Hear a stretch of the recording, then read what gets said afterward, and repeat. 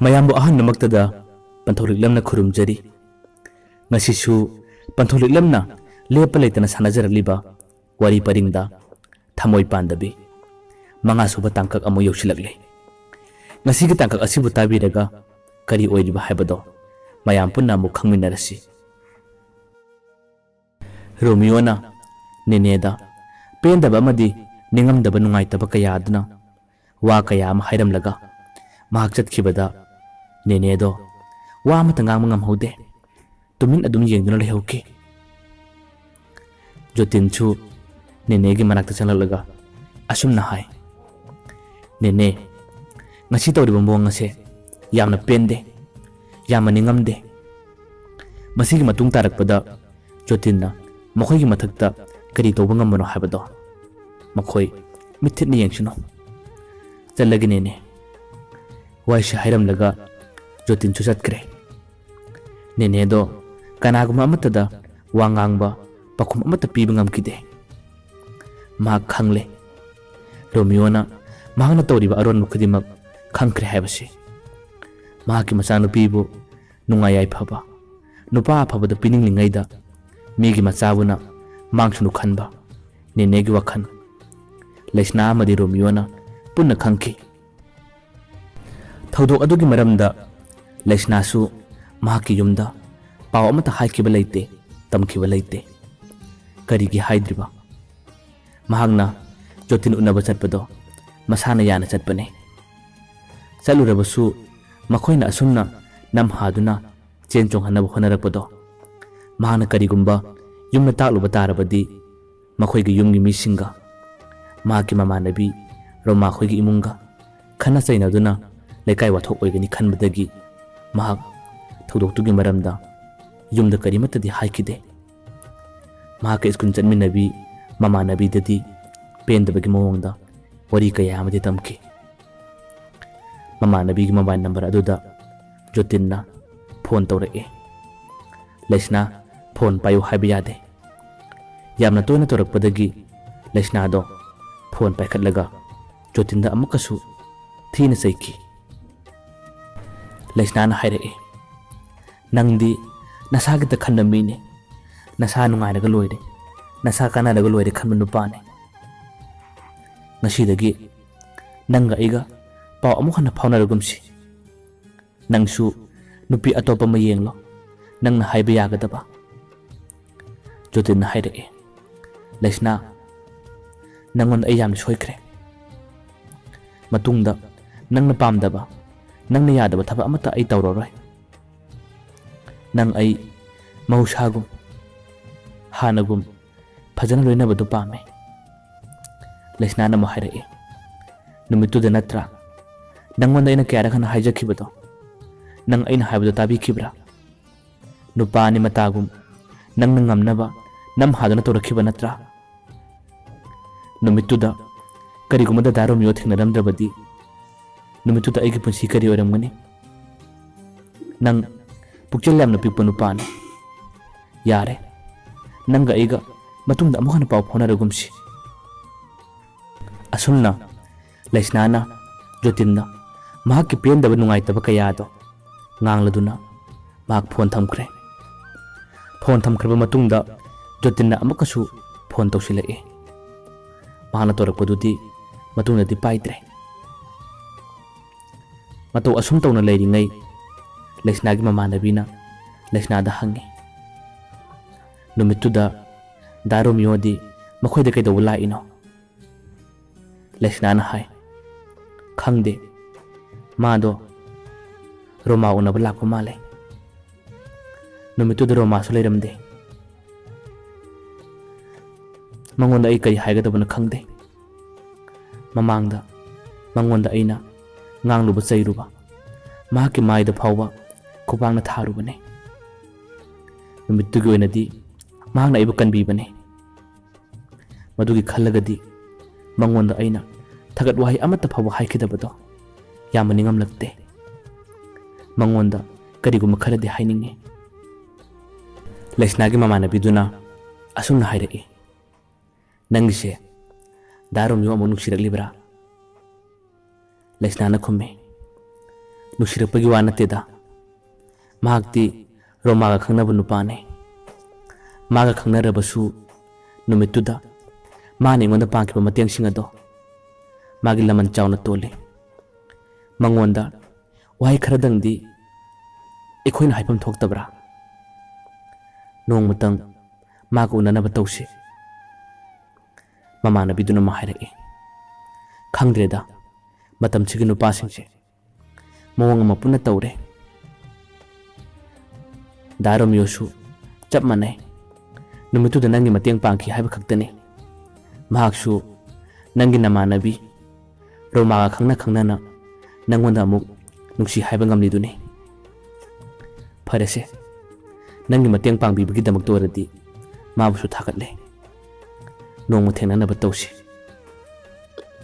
ꯃꯇꯧ ꯑꯁꯨꯝ ꯇꯧꯅ ꯂꯩꯁꯅꯥꯗꯣ ꯃꯍꯥꯛꯀꯤ ꯃꯃꯥꯟꯅꯕꯤꯒ ꯔꯣꯃꯤꯌꯣꯅ ꯃꯈꯣꯏꯒꯤ ꯈꯨꯜ ꯑꯗꯨꯗ ꯂꯥꯛꯄꯗꯣ ꯉꯥꯏꯖꯈꯤ ꯃꯈꯣꯏꯅ ꯉꯥꯏꯖꯩ ꯍꯥꯏꯕꯗꯨ ꯃꯉꯥꯏ ꯔꯣꯃꯤꯌꯣꯗꯤ ꯃꯈꯣꯏꯒꯤ ꯂꯩꯀꯥꯏ ꯑꯗꯨꯗ ꯀꯩꯗꯧꯅꯨꯡꯗ ꯂꯥꯛꯈꯤꯗ꯭ꯔꯦ ꯁꯣꯝꯗꯁꯨ ꯔꯣꯃꯤꯌꯣ ꯂꯩꯁꯅꯥꯒꯤ ꯋꯥꯈꯜ ꯈꯟꯗꯕ꯭ꯔꯥ खल्ली तुम यादे चाब यादे मिकुप खुदिंग लेसना की वखन खल्ली फने यामना खंजरबसु नुक्सिजरबसु महाक ngasiदी लेसना मखोय अनि की मरकता यामना चावरबा पल अमना थतखरे मतागुम महाक लेसना की वखन खनबा ओइगदबा मानते खलई करिगी खल्लीबा महाकती जोतनी खंगनखरे मसीगिसु मथक्ता मंगोंदा अइना वा कयाम हाइजखरे महाकि ताथिबा वाहै नतना करिसु ताबा फंगद्रे महाकना अइबु नुसिबिरकनि हाइबसे हंदकि मपोक असिददि ओइगदबा मानद्रे हाइदुना रोमियो वखन कया कयाम खल्लबा मतुंगदा महाक तोंगानना ngaside लेसनागी वखंदगी लाथोलगे हाइदुना खलई महाक नुपी अतोप्पा अमा खंगनरगे हाइदुना सु खलई नुमितुगी मतुंग नोंगमा निनि लेरगा रोमियो मखोइगा थांगनबा खुनसिंगदा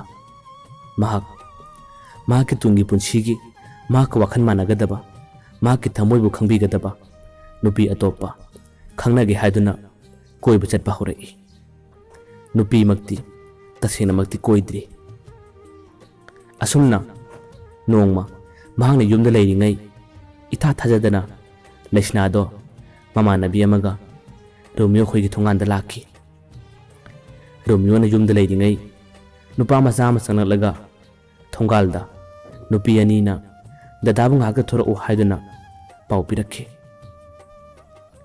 रोमियोदो कना कनानो हाइदुना थोकलै खरा लापतकना उरे लेसनागा ममानबी अमगा लेपलंबदो रोमियो वखन याम नुंगाइकी ngasiदी लेसनाना महाकी थमोइबु खंगबिरदुना मंगोंदा नुक्सी हाइबा लाकपनी हाइबगी वखलदा रोमियोदो वखन नुंगाइना थोकी मखोय अहुम पुन्ना उनरे मतम अदुदा लेसनाना रोमियोदा असुमना हाइरई दादादी थबक यामना चिनखरबा माले हनकते अखोरमदा लाकपसु उखिद्रे दादा लाकप्रा हाइदुना नुति नुमित खुदिंगी खोइगी इमानबीसिगा अइगा ngaijabane लेसनागी वाहायदुदा रोमियोदो वखन नुंगाइबगुम तौरी महांगना हंगलाई ए नखोइना अइ ngaइबदि करिगिनो लेसनाना अमुका खुमलाई दादा नुमितुगी थौदोकतो निंसिंगलिब्रा दादाना मतेंग पांगबिरमद्रबदि ngasi ai kari oini numitudadi dadada aina wahai amata phawa haiba ngamkidre ngasidi dadana numituda pangbikiba mateng ado dadabu thagat wahai kharadang haijage haiduna lakjabane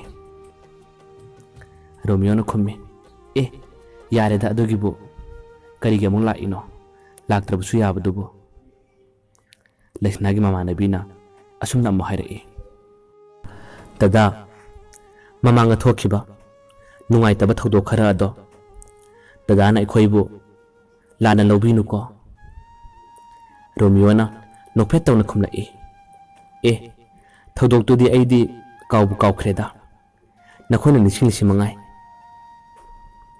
ꯂꯥꯛꯑꯣ, ꯊꯣꯡꯒꯥꯜꯁꯤꯗ ꯑꯗꯨꯝ ꯂꯦꯞꯄꯗꯨ ꯅꯨꯡꯉꯥꯏꯇꯦ, ꯌꯨꯝꯗ ꯆꯪꯂꯨꯈꯤꯁꯤ, ꯀꯔꯤ ꯀꯔꯤꯅꯣ ꯈꯔ ꯆꯥꯔꯨꯁꯤ꯫ ꯂꯩꯁꯅꯥꯅ ꯍꯥꯏ, ꯌꯥꯔꯅꯤꯗ ꯗꯗꯥ, ꯃꯇꯝꯁꯨ ꯊꯦꯡꯖꯤꯜꯂꯛꯂꯦ, ꯑꯩꯈꯣꯏ ꯑꯃꯨꯛ ꯆꯠꯅꯕ ꯇꯧꯔꯒꯦ꯫ ꯋꯥꯍꯩ ꯑꯁꯤ ꯍꯥꯏꯔꯝꯂꯒ ꯂꯩꯁꯅꯥ ꯑꯃꯗꯤ ꯃꯃꯥꯟꯅꯕꯤ ꯃꯐꯝꯗꯨ ꯊꯥꯗꯣꯛꯇꯨꯅ ꯆꯠꯈ꯭ꯔꯦ꯫ ꯔꯣꯃꯤꯌꯣꯗꯤ ꯑꯁꯨꯝ ꯂꯩꯍꯧꯔꯦ꯫ ꯃꯍꯥꯛꯅ ꯈꯟꯖꯔꯝꯕꯗꯤ ꯂꯩꯁꯅꯥꯅ ꯃꯉꯣꯟꯗ ꯅꯨꯡꯁꯤ ꯍꯥꯏꯔꯛꯀꯅꯤ ꯈꯟꯖꯔꯝꯕꯅꯤ꯫ ꯄꯨꯝꯅꯃꯛ ꯇꯥꯌꯣꯟꯅꯔꯦ, ꯈꯟꯖꯕꯇ ꯃꯉꯥꯏꯍꯧꯔꯦ꯫ ꯁꯣꯝꯗꯅ ꯑꯃꯨꯛ ꯀꯝꯗꯧꯔꯤ? ꯅꯦꯅꯦꯒꯤ ꯃꯆꯥꯅꯨꯄꯤ ꯔꯣꯃꯥ, ꯃꯍꯥꯛꯅ ꯈꯪꯅꯔꯤꯕ ꯅꯨꯄꯥꯗꯣ ꯃꯇꯨ ꯃꯆꯥ ꯂꯩꯕ ꯅꯨꯄꯥ ꯑꯃ ꯑꯣꯏꯔꯝꯃꯤ꯫ ꯃꯍꯥꯛ ꯇꯁꯦꯡꯅꯃꯛ ꯅꯨꯄꯥ ꯑꯗꯣ ꯃꯇꯨ ꯊꯤꯔꯦ ꯍꯥꯏꯕ ꯈꯪꯕ ꯅꯠꯇꯦ꯫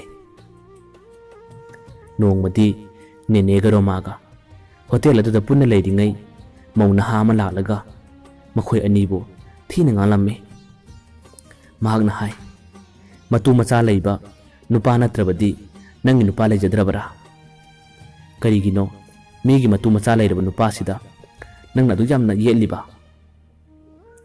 ꯃꯇꯨꯡꯗ ꯅꯈꯣꯏ ꯑꯅꯤ ꯑꯃꯨꯛ ꯍꯟꯅ ꯎꯅꯕ ꯌꯥꯔꯣꯏ꯫ ꯀꯔꯤꯒꯨꯝꯕ ꯎꯅꯔꯝꯕ ꯇꯥꯔꯕꯗꯤ ꯃꯩꯔꯥ ꯄꯥꯏꯕꯤ ꯇꯥꯛꯇꯨꯅ ꯅꯈꯣꯏ ꯑꯅꯤꯕꯨ ꯈꯣꯡꯒꯣꯏꯅꯍꯟꯒꯅꯤ꯫ ꯑꯁꯨꯝꯅ ꯋꯥ ꯑꯀꯟꯕ ꯀꯌꯥ ꯍꯥꯏꯔꯝꯕꯗ ꯅꯦꯅꯦ ꯕꯖꯥꯔꯅꯒ ꯑꯣꯏꯔꯦ ꯃꯌꯥꯝ ꯃꯃꯥꯡ ꯑꯗꯨꯗ ꯑꯣꯟꯊꯣꯛꯅ ꯏꯀꯥꯏꯈꯤ꯫ ꯃꯍꯥꯛꯀꯤ ꯍꯣꯇꯦꯜ ꯑꯗꯨꯗ ꯁꯤꯡꯖꯨ ꯕꯣꯔꯥ ꯆꯥꯕ ꯄꯥꯈꯪ ꯃꯆꯥ ꯈꯔꯁꯨ ꯂꯩꯔꯤꯕꯅꯤ꯫ ꯔꯣꯃꯥꯁꯨ ꯃꯃꯥꯏ ꯑꯗꯣ ꯅꯣꯟꯊꯈꯤꯕꯗꯒꯤ ꯍꯪꯒꯠꯄ ꯉꯝꯗ꯭ꯔꯦ꯫ ꯃꯍꯥꯛꯇꯤ ꯇꯁꯦꯡꯅꯃꯛ ꯅꯨꯄꯥ ꯑꯗꯣ ꯃꯇꯨ ꯂꯩꯔꯦ ꯍꯥꯏꯕ ꯈꯪꯖꯗꯕꯅꯤ꯫ ꯌꯨꯝꯗ ꯅꯦꯅꯦꯅ ꯔꯣꯃꯥꯕꯨ ꯆꯩꯈꯤ, ꯉꯥꯡꯈꯤ꯫ ꯀꯔꯤꯒꯤꯅꯣ ꯃꯤꯒꯤ ꯃꯇꯨ ꯃꯆꯥ ꯂꯩꯔꯕ ꯅꯨꯄꯥꯗꯨ ꯅꯠꯇ꯭ꯔꯕꯗꯤ ꯅꯪꯒꯤ ꯅꯨꯄꯥ ꯂꯩꯇꯕ꯭ꯔꯥ? ꯉꯁꯤ ꯃꯤꯌꯥꯝ ꯃꯃꯥꯡꯗꯨꯗ ꯃꯧ ꯅꯍꯥꯗꯨꯅ ꯍꯥꯏꯔꯝꯂꯤꯕ ꯉꯁꯤ ꯑꯩꯅ ꯐꯪꯂꯤꯕ ꯆꯣꯞꯄ ꯏꯀꯥꯏꯕꯁꯦ ꯅꯪ ꯄꯦꯜꯂꯕ ꯅꯠꯇ꯭ꯔꯥ?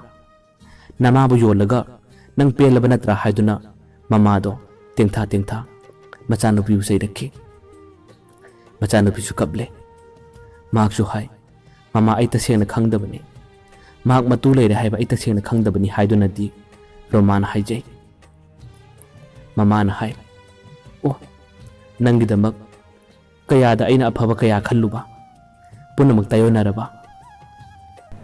ꯅꯪꯒꯤ ꯗꯗꯥ ꯔꯣꯃꯤꯌꯣꯁꯨ ꯑꯩꯈꯣꯏꯕꯨ ꯋꯥꯔꯧꯗꯨꯅ ꯃꯍꯥꯛ ꯍꯣꯇꯦꯜꯁꯤꯗ ꯑꯃꯨꯛ ꯍꯟꯅꯁꯨ ꯂꯥꯛꯈꯤꯗ꯭ꯔꯦ꯫ ꯃꯥ ꯑꯩꯈꯣꯏꯗ ꯌꯥꯝ ꯄꯦꯟꯗꯕ ꯐꯥꯎꯔꯝꯒꯅꯤ꯫ ꯑꯣ ꯃꯤ ꯃꯥꯡꯁꯅꯨ, ꯑꯩꯒꯤ ꯏꯆꯥ ꯐꯁꯅꯨ ꯈꯜꯂꯨꯕ ꯉꯁꯤꯗꯤ ꯑꯩꯒꯤ ꯏꯆꯥꯗ ꯑꯣꯏꯅ ꯊꯣꯛꯂꯕ꯫ ꯃꯆꯥꯅꯨꯄꯤ ꯔꯣꯃꯥꯗꯣ ꯃꯃꯥꯒꯤ ꯃꯈꯣꯡ ꯀꯣꯜꯂꯒ ꯀꯟꯅ ꯀꯟꯅ ꯀꯞꯆꯔꯤ꯫ ꯃꯃꯥꯅ ꯍꯥꯏ, ꯉꯁꯤꯗꯤ ꯑꯩ ꯌꯥꯝꯅ ꯄꯦꯟꯗꯦ ꯏꯕꯦꯝꯃ, ꯃꯤꯌꯥꯝ ꯃꯃꯥꯡꯁꯤꯗ ꯑꯩ ꯌꯥꯝꯅ ꯏꯀꯥꯏ ꯏꯕꯦꯝꯃ ꯍꯥꯏꯗꯨꯅ ꯀꯟꯅ ꯀꯟꯅ ꯃꯃꯥꯁꯨ ꯇꯦꯡꯊꯥꯔꯤ꯫ ꯉꯥꯛꯇꯪ ꯂꯩꯔꯒ ꯃꯃꯥꯅ ꯑꯁꯨꯝꯅ ꯍꯥꯏꯔꯛꯑꯦ,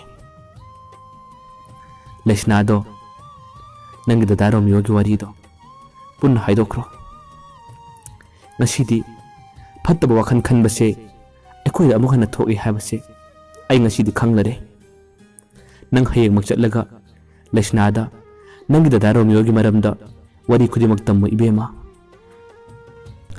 ꯃꯇꯧ ꯑꯁꯨꯝꯅ ꯃꯃꯥꯒꯤ ꯌꯥꯊꯪ ꯄꯨꯔꯗꯨꯅ ꯃꯊꯪꯒꯤ ꯅꯨꯃꯤꯠꯇ ꯔꯣꯃꯥꯗꯣ ꯃꯃꯥꯟꯅꯕꯤ ꯂꯩꯁꯅꯥꯒ ꯊꯦꯡꯅꯔꯦ꯫ ꯂꯩꯁꯅꯥꯒ ꯊꯦꯡꯅꯕ ꯃꯇꯝꯗ ꯔꯣꯃꯥꯅ ꯂꯩꯁꯅꯥꯗ ꯑꯁꯨꯝꯅ ꯍꯥꯏ, ꯂꯩꯁꯅꯥ ꯅꯪꯉꯣꯟꯗ ꯑꯩ ꯋꯥ ꯑꯃ ꯍꯥꯏꯒꯦ, ꯅꯪ ꯑꯩꯕꯨꯗꯤ ꯂꯥꯟꯅꯗꯤ ꯂꯧꯒꯅꯨꯀꯣ꯫ ꯂꯩꯁꯅꯥꯅ ꯍꯥꯏꯔꯛꯑꯦ, ꯀꯔꯤ ꯋꯥꯅꯣ ꯍꯥꯏꯔꯛꯑꯣ꯫